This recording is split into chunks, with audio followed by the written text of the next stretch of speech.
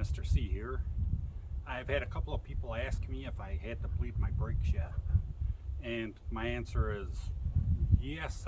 My brakes need to be bled, but I haven't bled them yet. Figured I'd go for a ride later today maybe, and wanted to bleed my brakes first. So figured I'd just make a quick video showing you guys how to quickly bleed them from the hand lever.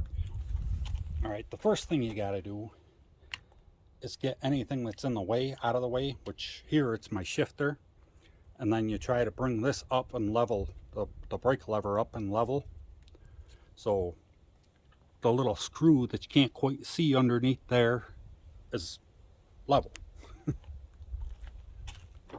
And to do that, you got to come up from underneath. There's a Phillips head screwdriver. You loosen that up so you can twist your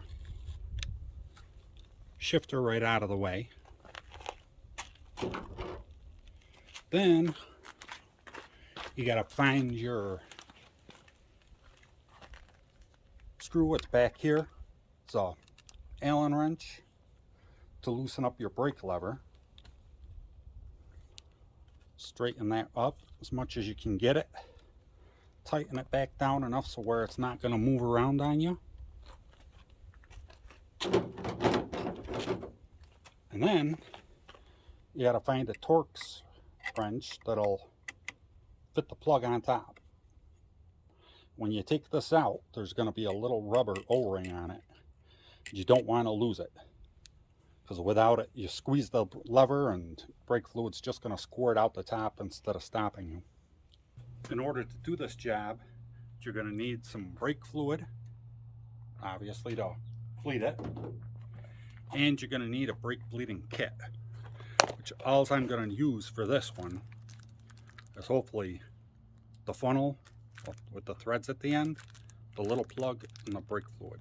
Everything else in the kit is for a more detailed bleed or brake exchange. Alright, and once you got all that stuff ready, you take your cap out, which shouldn't be over tightened. You may have to twist it a little bit. And if you can see the little O-ring on there, it should be on there pretty tight, but just in case, make sure not to lose it. And you put that someplace safe. And hopefully, this funnel will thread right in. Oh, this is still in the way.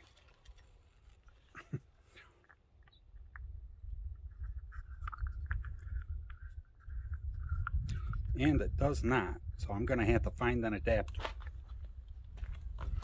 Alright, and in your kit, you should get a bunch of little adapters for both the funnel and your syringe if you get a kit with one. And what you do is just slide it onto your funnel first, after making sure it fits into your brake lever. It's much easier to put on your funnel before you put it into here. You got less chance of dropping it on the ground and contaminating it, which I did. Then you just pour your brake fluid in after you open it.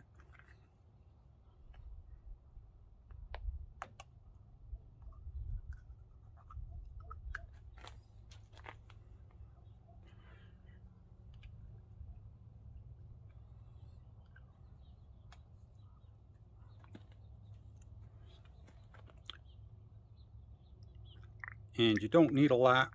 Put it about half full, at least for this.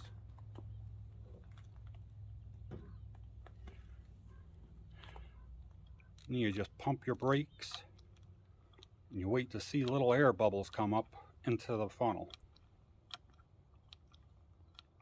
which I'm not seeing many. You can also, if you're not in a damp climate, you can just let this sit here for a while and see if any of the bubbles work their way up.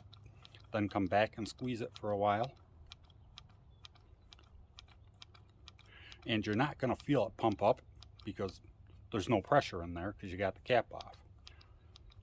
but it is exchanging fluid back and forth.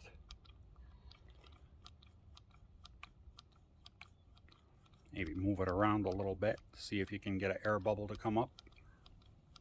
And there's a couple more. And if I had another camera, I'd show you inside too, but I've got 3 or 4 bubbles to come out. And like I said, if you move it around, it moves the air bubbles to the highest point that they can get to. And then you shift it back over. And sometimes you get lucky and they work their way out. Then when you're all doing that, you have this plug that goes down into the funnel that blocks the fluid from coming out. So when you unscrew the funnel, it doesn't make a big mess. Just make sure it's pushed all the way down in there good. See if you can take the funnel out with the adapter.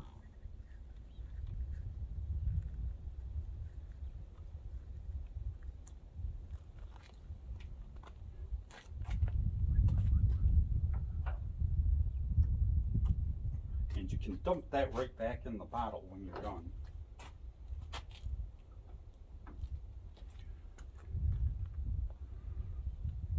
Find your cap.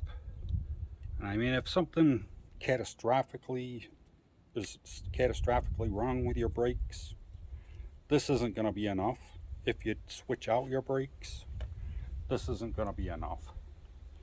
But when your brakes just start getting soft, see, I was pulling that all the way down here,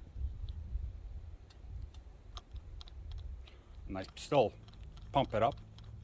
I got brakes within an inch and a quarter, which is much better than they were. I might need to bleed further down the line, but for most people, when they get a new bike and the brakes start going soft, that'll be enough. You don't have to get into anything else. And that's it. I'm all done. I just got to move this stuff back to where I want it. And that's it. So now that you're all set, just take the top off your brake fluid, put the funnel on top, pull this little plunger out. It'll take a couple of minutes for it to work its way down in.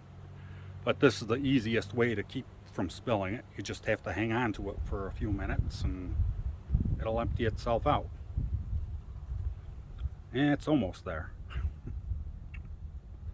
I mean, you could always just leave the plunger in and just dump it in there. Just that last little bit. It's wanting to take forever. Alright, it's all done. You're all emptied out. Put your top back on here. You should probably clean that out a little bit. Paper towel. Try not to use any, well, probably not even a paper towel unless you're gonna let it set for a while. Anything that's gonna leave a bunch of lint in there is, I mean, you're not gonna want to use it tomorrow again, because then you'll end up with lint in your brake system, which isn't good. And like I said, that's not the proper way to bleed your brake system. But for most people that have a new bike, that's going to be enough to get the air out, because there's nothing really wrong with your system. You just have a little bit of hose stretch, so it takes a little bit more fluid to fill the line before it can push the pistons. And I hope that helps somebody out. So thanks for watching.